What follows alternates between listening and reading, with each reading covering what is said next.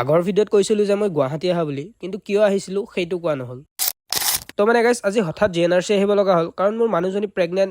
সৰি ঠেট নহয় অ', মোৰে অলপ প্ৰব্লেম হৈ আছিল। মই দেখোন বিয়াই পাতা নাই। ডক্তৰক বাৰু দেখালো, কিন্তু ৰিপৰ্ট ওলালে 3 ঘণ্টামান লাগিব বোলে। 3 ঘণ্টা কি কৰোঁ এতিয়া? তাকে ভাবি থাকোঁতে মোৰ মনলৈ আহিল, আমাৰ ছাৰ দেখোন গুৱাহাটীতেই থাকে। ফোন কৰি লোকেশ্যন লৈ আমি চিধা ছাৰৰ ওচৰ পালোগৈ। বহু দিনৰ মূৰত যিহেতু লগ পাইছোঁ ছাৰক, বোলো কিবা এটা খুৱাও। কিন্তু নাই, আমিহে খুৱাই থৈ আহিব লগা হ'ল। এনে কৈছো গাইছ, আমাক ছাৰে খুৱাইছে। ক্ৰেডিটটো মই ল'ম বুলি ভাবিছিলোঁ, কিন্তু কমেণ্ট বক্স বোলা বস্তু এটা আছে নহয়। গাইছ আজি গুৱাহাটীত কলগছ বেচিব ভাল হৈছে। নেক্সট ইয়াৰ দিৱালীত চাগে গুৱাহাটীত কলগছৰ বিজনেছকে লগাই দিম। কোনোবা আছে যদি বিজনেছ পাৰ্টনাৰ কমেণ্ট এটা কৰি দিবাচোন। ৰ'ব গাইছ, কমেণ্টটো পিছত পঢ়িম, আগত ভোজনটো কৰি লওঁ, নহ'লে পেটত ইণ্ডিয়া পাকিস্তানৰ যুদ্ধ চলিব। ৰিপৰ্টটো 3 ঘণ্টাতে ওলাব বুলি কৈছিল, কিন্তু এতিয়া আমাৰ সন্ধিয়াই হৈ গ'ল। যিহেতু গুৱাহাটী আহিছোঁ, জুবিনদাৰ সমাধি ক্ষেত্ৰত এবাৰ সোমাই নাযাম নে? জুবিনদাৰ সমাধি ক্ষেত্ৰত এবাৰ সোমাই যাওঁ, যিহেতু আহিম বুলি ভাবি আছোঁ, আহিব পৰা নাই। আহিয়ে প্ৰথমতে ধুনীয়াকৈ জুবিনদাক শ্ৰদ্ধাঞ্জলিটো জনালো, আৰু তাৰ পিছতে ঘৰলৈ ৰিটাৰ্ণ হ'লো। তো আজিলৈ ইমানেই আছিল, আকৌ নেক্সট ভিডিঅ'ত লগ পাম। Bye bye.